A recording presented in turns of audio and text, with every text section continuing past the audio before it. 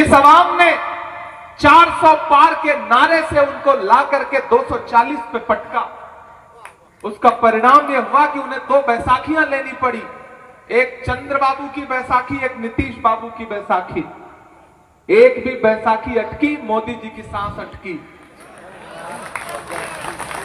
ये आवाम की ताकत है जी, क्योंकि आपने एक बड़ी लड़ाई लड़ी, बड़े मकसद के साथ लड़ी, आपने छोटी छोटी चीजें नजरअंदाज कर दी। अब फिर आपके सामने झारखंड और महाराष्ट्र 2 स्टेट के चुनाव। मैं दोनों राज्यों में चुनाव प्रचार कर रहा हूं, आवाम के बीच जा रहा हूं। आज दिन में पांकी से लेकर के, मांडर से लेकर के फिर यहां पहुंचा हूं। कल महगामा रहूंगा, जरमुंडी रहूंगा, उसके बाद फिर मांडू में रहूंगा, फिर महाराष्ट्र चला जाऊंगा। हर दिन मुसलसल अपनी नींद कुर्बान करके, पप्पू भाई हो, हम हो, राहुल जी हो, हेमंत जी हो, कल्पना जी हो, लगातार आवाम के बीच जा रहे हैं और सिर्फ उन्हें बेदार कर रहे हैं, उन्हें आगाह कर रहे हैं कि झारखंड में जो नफरत की खेती करने की कोशिश भाजपा कर रही है, वो बहुत खतरनाक खेल है और उस खेल को आपको समझना पड़ेगा। झारखंड को दिल्ली में बैठा हुआ हाकिम अपने रिमोट कंट्रोल से चलाना चाहता है। वो चाहता है कि झारखंड की जो संपदा है, यहां की जो खनिज है, यहां की जो माइनिंग है, उसको अबानी और अडानी को सौंप दिया जाए और झारखंड की आवाम आवाज न उठाए।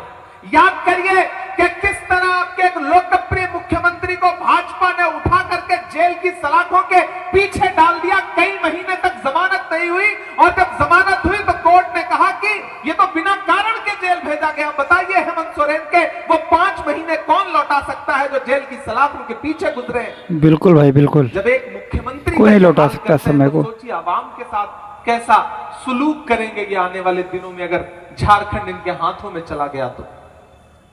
और वो असम से एक मुख्यमंत्री महोदय आए हैं, बता रहे हैं घुसपैठ घुसपैठ घुसपैठ।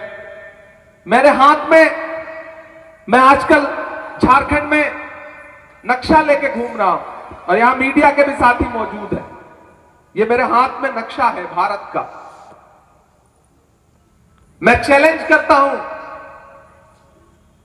हेमंत बिश्व शर्मा को और अमित शाह जी को कि आए भारत का नक्शा देख लें और इस नक्शे में झारखंड देख लें। प्यारे और अच्छे नाजरीन, आइए इमरान प्रतापगढ़ी की एक और बेहतरीन शायरी और उनकी स्पीच आप लोगों के सामने में रखने के लिए जा रहा हूं। जी हाँ प्यारे दोस्तों, आप लोग जानते हैं कि इमरान प्रतापगढ़ी मौजूदा सांसद हैं कांग्रेस पार्टी की जानिब से, और एक होनहार और एक होशियार और एक दानिश्वर वो नौजवान हैं जो कि पढ़ने लिखने के मामले में और शायरी के मामले में बड़े ही तेज़ो तर्रार हैं।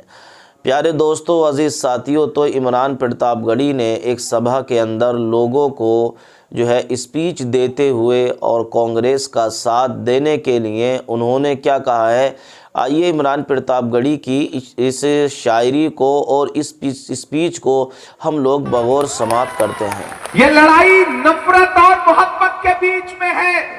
सदियों से ये लड़ाई चली आ रही है। इस बार इस लड़ाई के अगुआ राहुल गांधी हैं, हेमंत सोरेन हैं, लालू यादव हैं, तेजस्वी जी हैं, पप्पू जी हैं, इमरान प्रतापगढ़ी हैं, और एक तरफ कौन लोग खड़े हैं जिनकी एक भाषा है, नफरत की भाषा। याद करिए, मैं इरबा में खड़ा होकर के आपसे एक बहुत जरूरी बात कहना चाहता हूं साथियों। याद करिए वो दिन कि आज से कुछ साल पहले जब मुल्क में नफरत अपने आसमान पर थी, 7वें आसमान पे एक शख्स उठा दिल्ली में और उसने कहा कि मैं नफरत खत्म करने के लिए कन्याकुमारी से कश्मीर तक 4000 किलोमीटर पैदल चलूंगा, अपने पैर के छालों की परवाह नहीं करूंगा। मैं चला हूं उस इंसान के साथ, मेरे पैर के छाले इस बात के गवाह हैं कि हमने देखा है राहुल गांधी को कन्याकुमारी से कश्मीर तक चलते हुए। मैं उनके साथ चल रहा था, मीडिया के साथी मुझसे कहते थे कि इमरान साहब आप तो शायर हैं, सियासतदान बाद में हैं, आप राहुल गांधी के साथ चल रहे हैं, आप क्या कहेंगे? तब मैं कह देता था कि जो हर जालिम से टकराएगी वो आंधी बनाऊंगा, जो हर जालिम से टकराएगी वो आंधी बनाऊंगा। नए अंग्रेज आए हैं, नया आंधी बनाऊंगा। भाई बहुत बढ़िया। मैं चला हूं उस इंसान के साथ। इरबा वालों, आप तो इस बात पर ईमान रखते हो ना कि मजदूर का पसीना पसीना सूखने से पहले उसकी मजदूरी उसे दे दी जाए। रखते हो ना इस बात पे ईमान? हमारे बुजुर्गों का कौल है ये, मैं रखता हूं इस बात पर ईमान के मजदूर का पसीना सूखने से पहले उसकी मजदूरी उसे दे देनी चाहिए। अभी ना तो राहुल गांधी के पैर के छाले सूखे हैं, ना उनके माथे का बहता हुआ पसीना सूखा है। मैं आज यहां इरबा में खड़ा होकर के आपसे राहुल गांधी की मजदूरी मांगने के लिए आया, और वो मजदूरी जानते हैं क्या है? राहुल गांधी ने अपना नुमाइंदा बना करके राजेश कच्छाप जी को, सुरेश बैठा जी को आपके बीच में भेजा है। इन्हें एक एक वोट दे करके 13 तारीख को और 20 तारीख को इस प्रदेश की असेंबली में पहुंचाइए। लड़ाई सिर्फ विधायक बनाने की नहीं है, लड़ाई झारखंड को नफरत वाली ताकतों से बचाने की है। अगर छोटी छोटी नाराजगी भी हो तो उसे नजरअंदाज करिए, क्योंकि जब लड़ाई बड़ी होती है तो छोटे छोटे मफाद और छोटी छोटी शिकायतें नहीं देखी जाती हैं। इसलिए मैं अपने बुजुर्गों से, नौजवान साथियों से, माओं से, बहनों से सबसे गुजारिश कर रहा हूं कि कांग्रेस की जो गारंटी है वो आपके सामने है। कांग्रेस की गारंटी मैया सम्मान योजना है, हेल्थ बीमा है, नौजवानों के लिए भत्ता है, 24 जिलों में 24 इंजीनियरिंग कॉलेज है, मेडिकल कॉलेज है, प्रखंड में डिग्री कॉलेज है। यह है हमारी गारंटी। और भाजपा की गारंटी क्या है? उल्टा लटका देंगे, ढहा देंगे, काटेंगे, बांटेंगे। वो कहेंगे कि बटोगे तो कटोगे, आप कहो भैया जुड़ेंगे तो जीतेंगे, पढ़ेंगे तो आगे बढ़ेंगे। एक पॉजिटिव अप्रोच के साथ हमें आगे बढ़ना है। और झारखंड वालों, मैं झारखंड की आवाम से कह रहा हूं जी कि आज 7 जगह पर इनकम टैक्स की रेड पड़ी। मैं सुबह हेलीकॉप्टर पकड़ने के लिए एयरपोर्ट जा रहा था तो वहां मीडिया के साथी आए, उन्होंने कहा इमरान साहब 7 जगह इनकम टैक्स की रेड पड़ी है आप झारखंड में, मुख्यमंत्री के सलाहकार के यहां भी, इनके यहां, उनके यहां, आप क्या कहेंगे? मैंने कहा यह सबसे सटीक सर्वे है इस चुनाव का। भाजपा हार रही है, भाजपा को पता चल गया है, इसलिए उन्होंने एजेंसियों को उतार दिया है, इनकम टैक्स को उतार दिया है कि जाओ और छापा मारो। जब योगी आदित्यनाथ जी के भाषण विफल हो गए, जब हेमंत विश्व शर्मा की नफरत वाली बातें फेल हो गई, जब गृह मंत्री जी के घुसपैठ और ये बैठ वो बैठ सब बेकार हो गए ये नारे, तब उनको लगा कि अब ये सारे तीर काम नहीं कर रहे हैं, तो चलो एक काम करो, एजेंसियों को उतार दो। अभी इनकम टैक्स वाले आए हैं, हो सकता है चुनाव की तारीख नजदीक आते आते ईडी वाले भी आ जाएं, सीबीआई वाले भी आ जाएं। बिल्कुल, लेकिन झारखंड ने मन बना लिया है। झारखंड अपने लोकप्रिय मुख्यमंत्री आदिवासी समाज के उस बेटे के अपमान का बदला लेना चाहता है, हेमंत सोरेन के अपमान का बदला लेना चाहता है। वो रातें जो हेमंत सोरेन की जेल के सलाखों के पीछे गुजरी हैं, उन रातों का हिसाब लेना चाहता है झारखंड। और वो हिसाब ये होगा कि भारतीय जनता पार्टी को एक एक वोट के लिए तरसा दीजिए। क्या हिंदू, क्या मुसलमान, क्या सिख, क्या ईसाई, क्या दलित भाई, क्या आदिवासी, क्या पिछड़ा, अपने घरों से निकलिए। आज से इस चुनाव को हेमंत सोरेन बन के लड़िए, राहुल गांधी बन के लड़िए, इमरान प्रतापगढ़ी बन के लड़िए, पप्पू यादव बन के लड़िए, राजेश कच्छाप बन के लड़िए, सुरेश बैठा बन के लड़िए। इस लड़ाई को अपनी लड़ाई मान के चलिए, क्योंकि नफरत वाली ताकतों के पास बड़ा तंत्र है। वो साम दाम दंड भेद सब इस्तेमाल करना जानते हैं।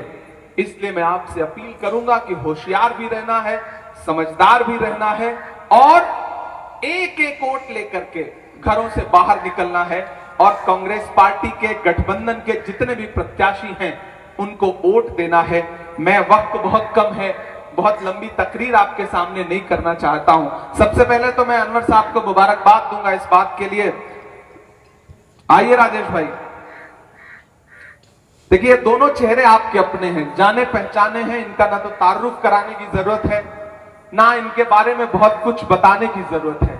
बस आपसे यह कहना है कि आप जब 13 तारीख को और 20 तारीख को दोनों लोगों का 2 नंबर पे है ना, बस दोनों का 2 नंबर पे है, और दोनों के लिए 2 दिन निकलिए और जाइए और हाथ के पंजे के सामने वाला बटन दबाइए, और जो पूरे देश से नफरत के 2 नंबरी लोग यहां घूम रहे हैं ना, उनको बाहर निकाल फेंकिए।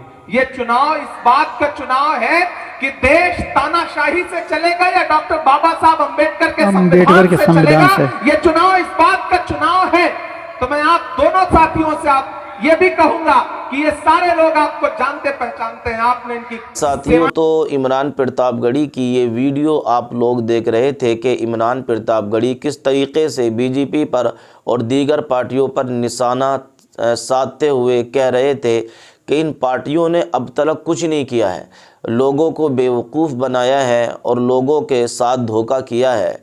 इमरान प्रतापगढ़ी ने यहाँ तक कहा कि हमारी सरकार बनाएं, हमें सत्ता में लाएं, हम आपके विकास का काम करेंगे, आपकी तालीम पर जोर देंगे और आपकी ज़रूरतों को पूरा करने की हम कोशिश करेंगे।